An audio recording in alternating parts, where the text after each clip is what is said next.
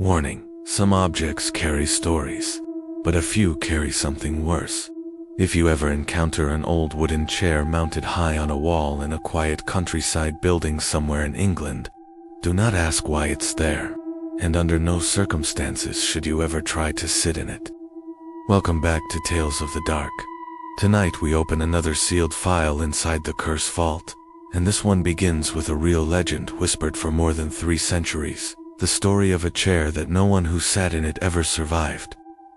The legend traces back to the quiet English countryside village of Thirsk, North Yorkshire, in the early 1700s, where a man named Thomas Busby lived a life already surrounded by violence, betrayal, and whispers of darker habits. Busby was not simply known as a criminal or a thief, according to surviving accounts from the era. He was a man feared even by the people who drank beside him in the village taverns. Locals described him as unpredictable, cruel when angered, and obsessed with one particular piece of furniture that sat near the fireplace in a small and known at the time as the Busby Stoop Inn. The chair itself looked ordinary, a heavy oak chair with thick legs and a slightly curved backrest, worn smooth from years of use by travelers and farmers passing through the countryside. But Busby treated the chair as if it were his personal throne. No one else was allowed to sit in it. If another patron approached the chair while Busby was drinking, witnesses say he would react violently, shouting and sometimes threatening the person until they backed away. At first, the locals assumed the behavior was simply drunken territorial rage, but something strange about Busby's attachment to the chair slowly became clear over time. The chair was not just his favorite seat. It was something he believed belonged to him in a deeper way, almost as if the object itself recognized him. According to folklore recorded years later, Busby would often sit in the chair late at night after the tavern closed, staring into the fireplace while speaking quietly to someone who was not there. Some villagers claimed they once saw him laughing softly while sitting in the chair alone, responding to whispers no one else could hear. These stories were dismissed at the time as exaggerations fueled by alcohol and rural superstition. But everything changed on a winter night in 1702, when Busby's violent temper finally crossed a line that would define the legend forever. That night, a man named Daniel Oddie, Busby's father-in-law, arrived at the inn to confront him. Oddie had grown tired of Busby's cruelty toward his daughter and demanded that she return home with him. Witnesses say the argument between the two men escalated quickly. Voices rose, chairs scraped across the floor, and during the confrontation, Oddie reportedly sat down in the one place Busby forbade anyone from sitting. Busby's chair. What happened next has been retold for centuries. Busby flew into a furious rage. Patrons say he screamed that the chair was not meant for anyone else, and that sitting in it was an insult that would bring death upon the person who dared to take his place. The fight ended with Oddie leaving the inn alive, but only briefly. Later that night, Busby ambushed him along a dark roadside path and murdered him. Authorities captured Busby soon after, and he was sentenced to death by hanging. On the day of his execution, a crowd gathered near the crossroads where gallows were erected for public punishment. According to witnesses who recorded the event, Busby showed no remorse for the killing. But just before he was led to the gallows, he reportedly spoke one final sentence that would transform an ordinary wooden chair into one of the most feared cursed objects in British folklore. Busby declared that anyone who dared sit in his chair from that moment forward would suffer the same fate awaiting him: death. Within days of the execution, the legend began. Travelers passing through the inn continued sitting in the chair without knowing the story, and at first, nothing unusual seemed to happen. But over the following years, strange patterns emerged. A man who sat in the chair while drinking with friends later died in a hunting accident. Another traveler who rested in the seat before leaving town was thrown from his horse the next morning. Then a soldier who laughed at the curse while sitting in the chair was reportedly killed in battle only days later. Individually, each death could easily be dismissed as coincidence, but the pattern continued, repeating across decades. Farmers, laborers, visitors, every person who knowingly sat in Busby's chair eventually died in some unexpected or violent way. By the early 1800s, the locals began refusing to sit in the chair entirely. The object remained inside the inn, but people treated it with an uneasy respect, avoiding it instinctively, even when the tavern grew crowded. Over time, the chair developed a reputation far beyond the village. Travelers began visiting the inn specifically to test the curse. Some sat in the chair as a joke. Others did it as a challenge, claiming superstition had no power over them. And according to the stories recorded by locals over the following century, not one of those challengers lived very long afterward. By the mid-1900s, the legend of the chair had grown so disturbing that the owners of the inn decided to take an unusual precaution. Instead of leaving the chair on the floor, where someone might sit in it accidentally, they mounted it high on the wall, where no one could reach it. The decision seemed like a practical solution. If no one could sit in the chair, the curse would no longer matter. For decades, the chair remained suspended above the pub floor, collecting dust while the story slowly faded into local folklore. But sometime in the late 20th century, something happened that forced historians and paranormal investigators to reconsider the legend completely. Because when researchers began examining records of people who had interacted with the chair throughout its history, they discovered something deeply unsettling. Not everyone who died had actually sat in the chair. A few had only touched it briefly. Others had simply moved it while cleaning the building. And one individual had reportedly died after doing nothing more than standing beside it for several minutes while taking photographs. The chair did not appear to require someone to sit down anymore. It was almost as if the object itself had become aware of the attention surrounding it, and had begun choosing its victims differently. Modern investigators studying the legend later discovered an even more disturbing detail hidden inside historical records. The earliest deaths, associated with Busby's chair, occurred within a few days of someone sitting in it. But over the centuries, the delay between interaction and death became shorter and shorter. Weeks turned into days. Days turned into hours. Until, in several modern cases, the person died the same night they touched the chair. When this discovery became public among paranormal researchers, the artifact was quietly removed from the inn and transferred to a museum for preservation and study. Today the chair is displayed suspended high on a wall, far out of reach, accompanied by a simple warning plaque describing the legend. Visitors are told the object remains mounted as a tribute to the folklore surrounding it. But investigators involved in the case privately admitted something far more disturbing. The chair is not mounted on the wall for historical reasons. It is mounted there because every time the object was placed back on the floor, someone eventually felt compelled to sit in it. Not because they wanted to, but because they suddenly felt the overwhelming urge that the chair was waiting for them specifically. And once that urge appeared, none of those people survived very long afterward. The question that investigators began asking was simple, but terrifying. If the chair truly carries a curse, why does it only activate when someone sits in it? What exactly happens during the moment a person takes that seat? And the most disturbing question of all, why do witnesses say the people who sit in the chair always look calm for a few seconds afterward, as if they're listening to something whispering directly behind them? Subscribe to Tales of the Dark, where every story gives you a nightmare. Warning: the stories in this section come from real witness reports and archived local accounts.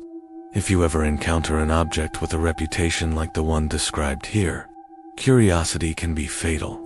The legend of the chair that belonged to the violent criminal, Thomas Busby, did not immediately spread across England after his execution in 1702, but inside the small rural regions surrounding the inn where the object remained, the story quietly began shaping the behavior of those who knew about it. For several decades after Busby's death, the chair remained exactly where it had always been, beside the fireplace inside the tavern that would later become known as the Busby Stoop, in a heavy wooden seat that looked no different from any other piece of furniture in the room. Travelers arriving from distant towns had never heard the story, and because of that, the first documented cases tied to the chair were recorded almost by accident. One of the earliest accounts comes from a farmhand who reportedly spent the evening drinking with several friends after finishing a long harvest season. According to witness statements written down by a local parish clerk years later, the man laughed when a villager warned him not to sit in Busby's old chair, believing the story was nothing more than a drunken ghost tale invented to scare visitors. He deliberately walked across the room and lowered himself into the seat while raising his mug in a mocking toast. Witnesses said nothing strange happened at that moment. The man drank with his friends for another hour before leaving the inn and returning to his farm just outside the village. The next morning he was found dead in a nearby field after being crushed beneath a collapsed section of barn roof that had stood stable for years. At first, the death was treated as a tragic but explainable accident. But only a few weeks later, another traveler unknowingly repeated the same mistake. A merchant passing through the village stopped inside the tavern to rest during a long journey. He sat in the chair beside the fireplace for less than 10 minutes before leaving to continue his route toward York. According to historical records from the time, that same merchant was later thrown from his carriage when one of the wheels suddenly broke loose along a dry road, where no damage or obstruction could be found. By the early 1700s, 2 deaths connected to the chair might still have been dismissed as coincidence, but the pattern continued repeating in ways that began to disturb the villagers. A young laborer who rested in the chair while waiting for a friend died during a hunting trip when his rifle misfired. Another man who sat in the chair during a storm was struck by lightning the following day while walking across open farmland. Within a generation, the locals had begun to treat the chair with cautious respect. Patrons avoided the seat even when the tavern was crowded, and newcomers were quietly warned to choose a different place to sit. But the warnings did not always work. The most famous early account occurred during the late 1700s, when a group of soldiers traveling through North Yorkshire stopped at the inn during a storm. The men had been drinking for several hours when one of them reportedly noticed that the chair beside the fireplace remained empty, even though the room was packed with people seeking shelter from the rain. Curious about the empty space, the soldier asked the innkeeper why no one was using it.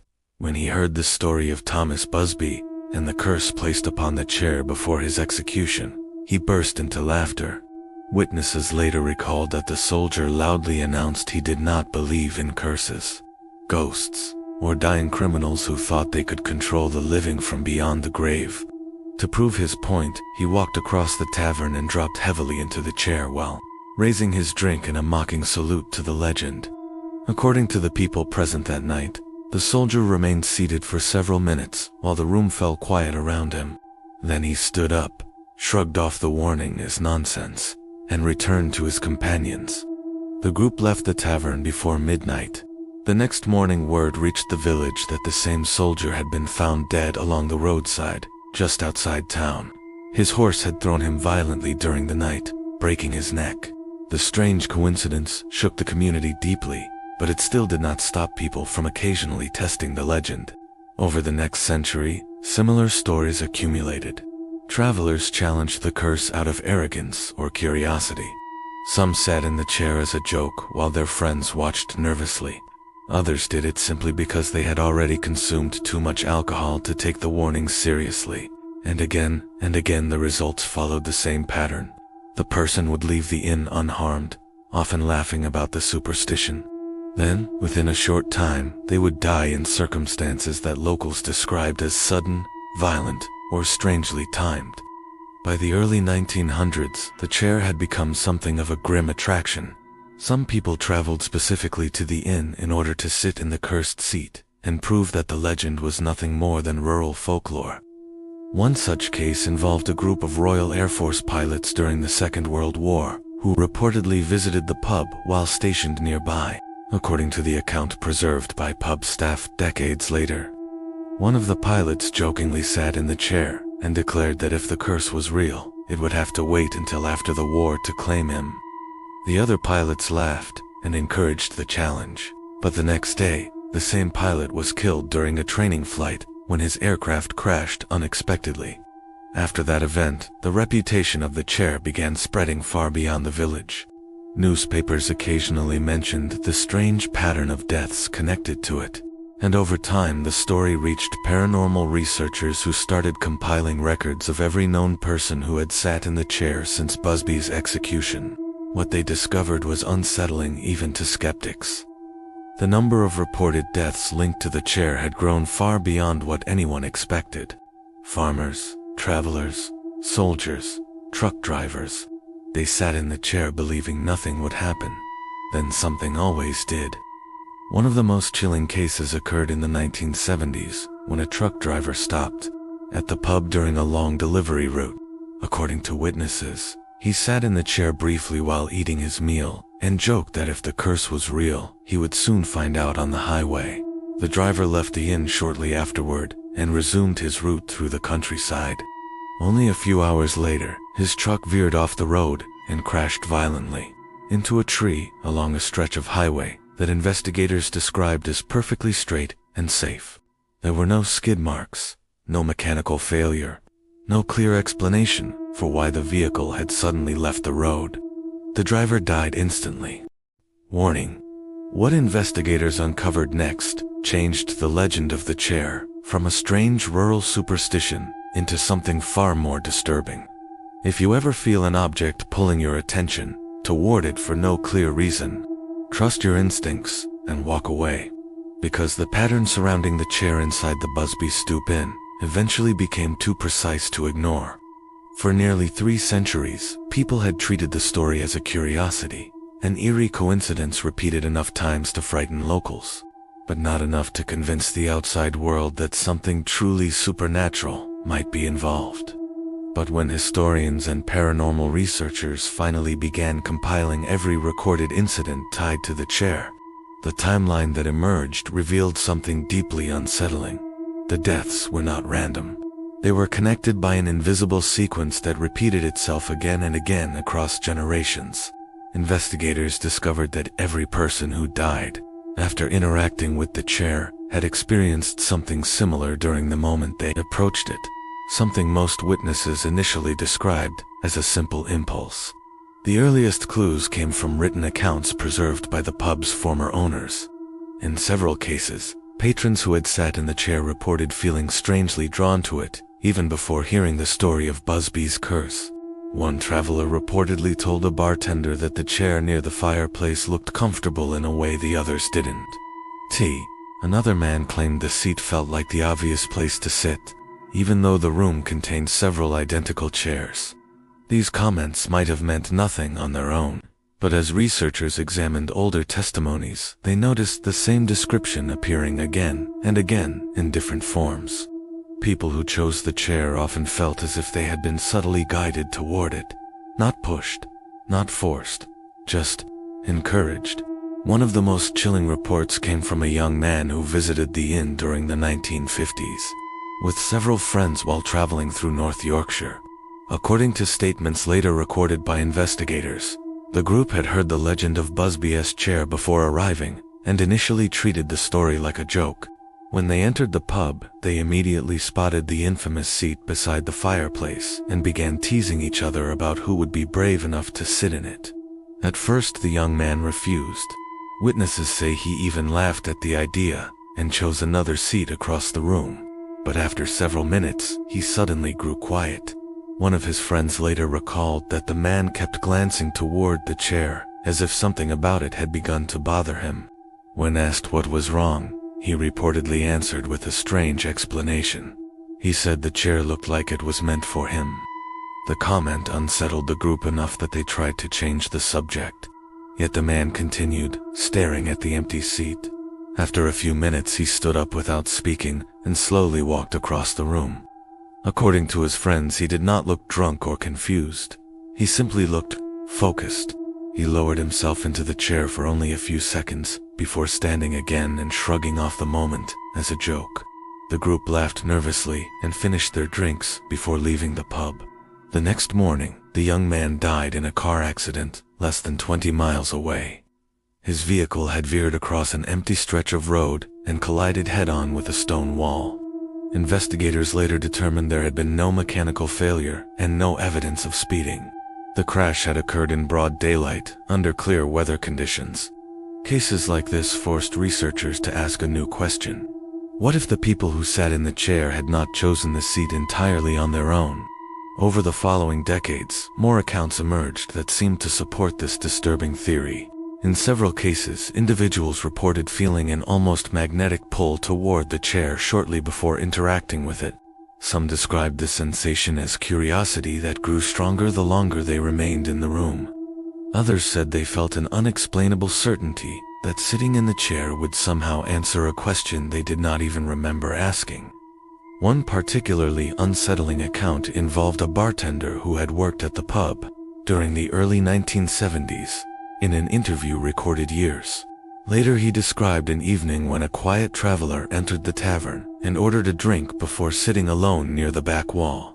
The man appeared calm and uninterested in the local folklore being discussed at another table.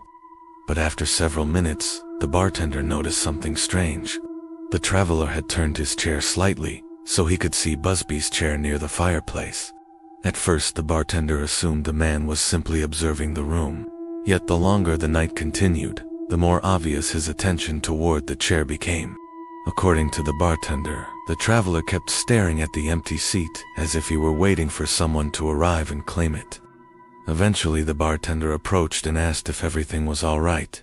The traveler responded with a sentence that the bartender later said he would never forget. The man reportedly whispered that the chair was calling him.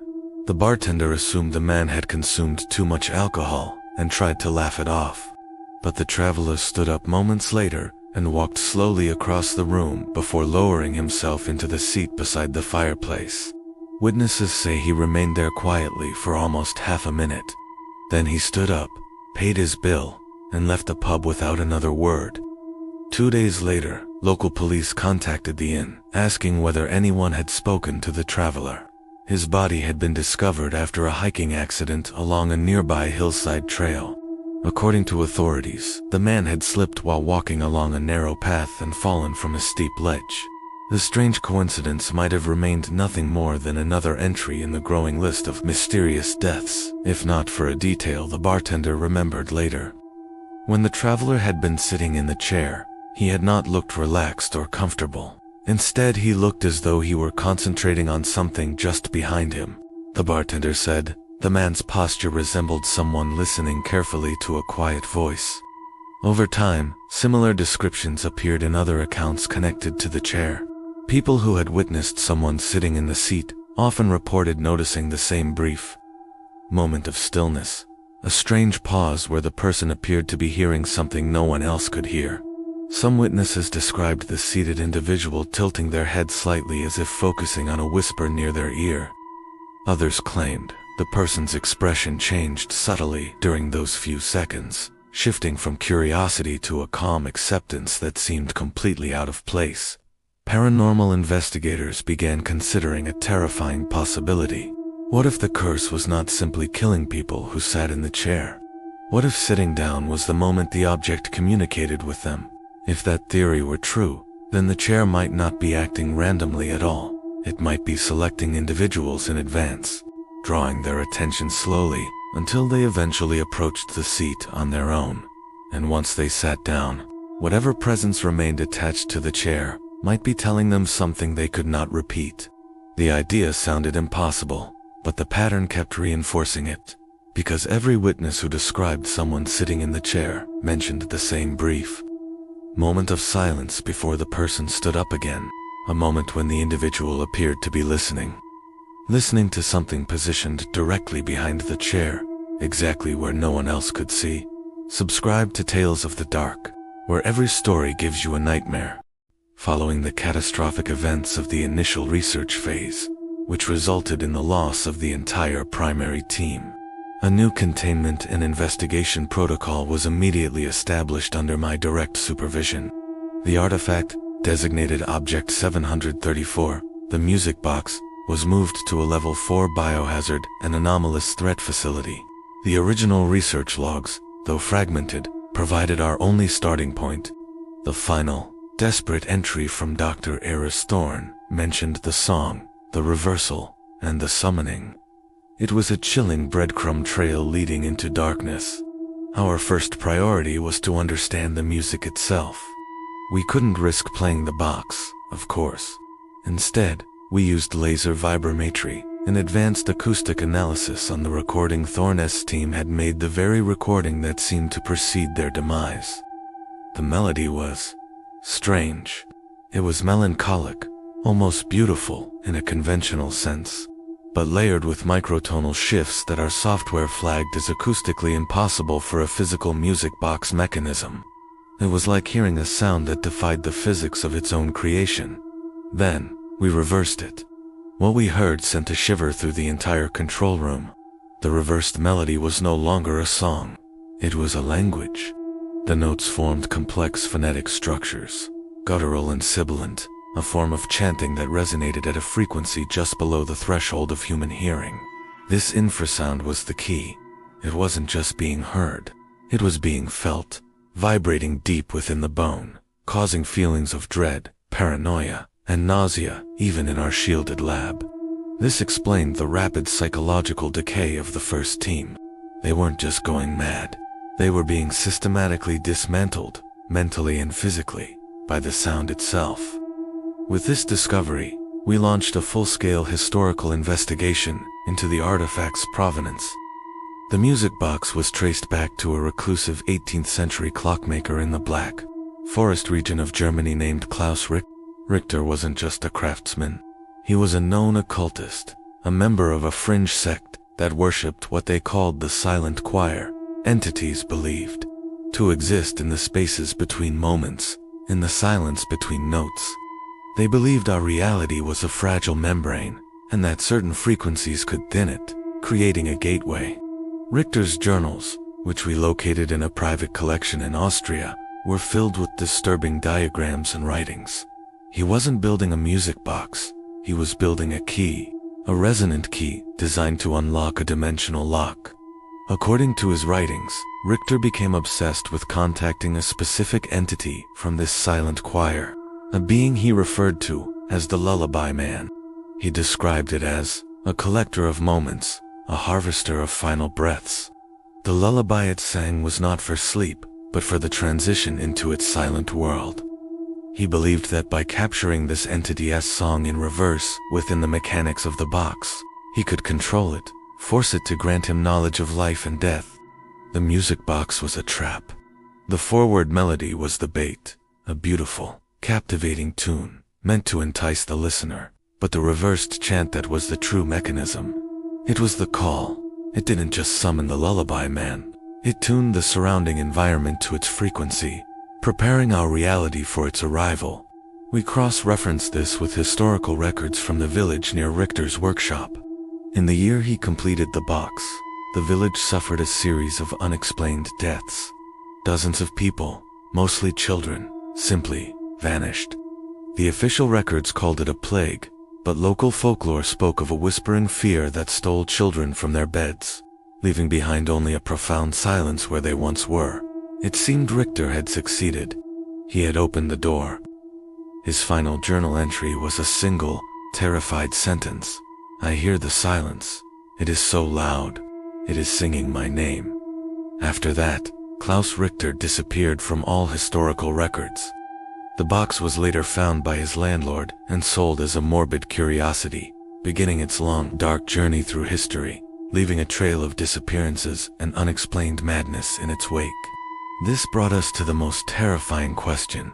What is the Lullaby Man, and what does it want? Our theoretical physics team, working with the occult history, formulated a chilling hypothesis. The Lullaby Man isn't a creature of flesh and blood. It's a parasitic consciousness from a dimension of absolute sensory deprivation. It has no form, no voice, no presence of its own. It can only exist by occupying the void left by a life it has extinguished. It doesn't kill you in a conventional sense. It erases you. It consumes your existence, your memories, your impact on the world, and wears your absence like a skin. The music, the reversed chant, is the process of this erasure. It's an anti-lullaby. It unwrites you from reality, note by agonizing note. The box is not just a key, it's an anchor. As long as it remains closed, the Lullaby Man is a distant predator, a whisper in the dark. But each time the melody is played, the anchor weakens. The membrane between our worlds thins. Thorne's team didn't just play it once. Their logs show they played it over and over, analyzing it. They were unwittingly performing a ritual of thinning, making our world soft and pliable for the entity's arrival. The final reversed playback wasn't a discovery. It was a final, desperate act that tore the door off its hinges. They weren't just summoning it, they were inviting it to a feast. We now understand the true nature of the threat. The music box must never be played again. Not forward, not backward. Its silence is the only thing keeping us safe. The Foundation has constructed a permanent containment chamber for Object 734, suspended in an acoustic vacuum, shielded by layers of lead and sound-dampening materials, designed to absorb even the faintest resonant frequencies. The entity, the Lullaby Man, is still out there, listening from its silent dimension. It learned our song, and it is waiting. It is waiting for the music to start again. The purpose of this report, and the reason for these extreme measures, is to make one thing absolutely clear to any who may come after us. This artifact was never meant to be opened. It is not a puzzle to be solved. It is a lock on a door that must, at all costs, remain shut, because what it summons isn't just a monster. It summons an absence, an absolute, final silence that was never meant for the living. In the quiet, dust-filled corners of history, some objects seem to hold more than just memories. They carry whispers, echoes of lives long past, and sometimes, something far more sinister. Today, we delve into the chilling tale of an artifact known simply as the Silent Melody, a music box that doesn't play a tune you can hear, but one you can feel deep within your soul. Our story begins not in a Gothic mansion, but in the sterile, brightly lit environment of a parapsychology research facility. In 2003, Dr. Alistair Finch, a man who had dedicated his life to bridging the gap between science and the supernatural, acquired the music box from a private collector. The collector claimed it had brought a palpable sense of dread into his home, a story Finch had heard 1,000 times. But this time, something was different. The box itself was unassuming, carved from dark, almost black wood, with tarnished silver inlays depicting faded pastoral scenes. The winding key on its side was frozen, rusted in place. It hadn't played a musical note in perhaps a century. Its silence was its most defining feature. The initial experiments were standard procedure. The team placed the box in a Faraday cage, an electromagnetically shielded room, to rule out any external interference. They monitored temperature, electromagnetic fields, and infrasound. For the first 72 hours, nothing. The instruments recorded only baseline readings. The team grew restless, some even mocking the haunted object. Then, on the fourth night, the first anomaly occurred. The temperature in the room plummeted by 15 degrees Celsius in under 30 seconds. Condensation bloomed on the interior of the observation window. The electromagnetic field meter, which had been silent, began to shriek, its needle thrashing wildly. And yet, the box remained still, silent. The team, now on high alert, began round-the-clock monitoring. They introduced a DRV, a digital random voice generator. This device rapidly cycles through phonetic fragments, creating a form of white noise that, in theory, an entity could manipulate to form words. For days, it produced nothing but gibberish.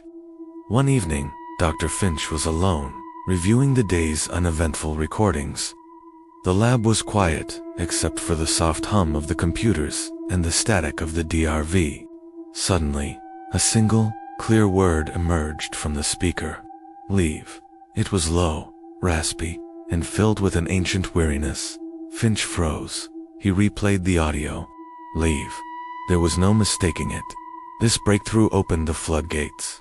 The team began what they called provocation sessions. They'd ask questions into the empty room, directing them at the box. The responses from the DRV were sporadic and cryptic. To the question, "Who are you?" the device sputtered out 2 words, "The Keeper." When asked what it was keeping, the response was a single, chilling syllable, "Souls." The psychological toll on the research team was immense. Junior researcher Dr. Lena Petrova began documenting vivid nightmares. She dreamt she was in a vast, empty ballroom, the only sound being the slow, agonizing creak of a music box winding itself. In the dream, she felt an overwhelming sense of loss, a grief so profound it would wake her up in a cold sweat, her pillow damp with tears. She wasn't the only one.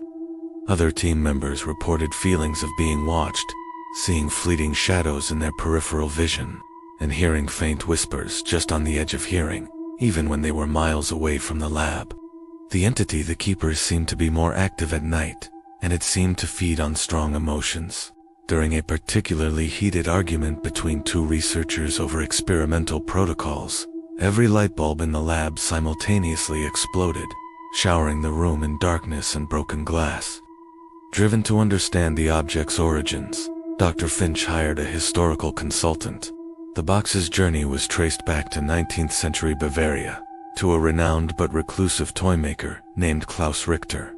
Richter was celebrated for his lifelike dolls and intricate music boxers, but his life took a dark turn after his only daughter, Alara, passed away from a sudden illness at the age of 7. Grief-stricken, Richter became a hermit. He was said to have spent a year locked in his workshop, working on one final creation. It was a music box, intended to capture his daughter's spirit so she would never leave him. Locals at the time whispered that Richter had delved into forbidden folklore, employing dark rituals to bind a soul to an object. When he finally emerged, he was a changed man, hollowed out, his eyes vacant. He gave the box away and was never seen again. The box, it was said, was never meant to play music. It was meant to hold a life. But what was inside it now was not the innocent spirit of a 7-year-old girl. The researchers theorized that the ritual had gone horribly wrong. It hadn't captured Ilara's soul, but had instead created a vessel, a cage. And over the decades, this cage had become a trap, attracting and imprisoning something else entirely. The keeper wasn't keeping Ilara's soul safe. It was a warden, a collector of echoes and energies, drawn to the box's original purpose. It was a spiritual predator. This hypothesis gained terrifying credibility during the final experiment. The team decided to try and force the box open. Using specialized tools, they carefully worked on the rusted lock. As the first internal mechanism clicked, the entire room went ice cold. The DRV began to scream, not with words, but with a cacophony of what sounded like dozens of voices crying out at once. Lights flickered violently. Unsecured objects were thrown across the room by an unseen force. A low guttural growl emanated, not from the DRV, but from the box itself. It was a sound that seemed to vibrate in their bones, a sound of pure malevolence. Dr. Petrova later described it as the sound of something ancient being woken from its slumber, and it was furious. The lead technician, a man named Ben, was nearest to the box. He suddenly cried out and collapsed, clutching his chest.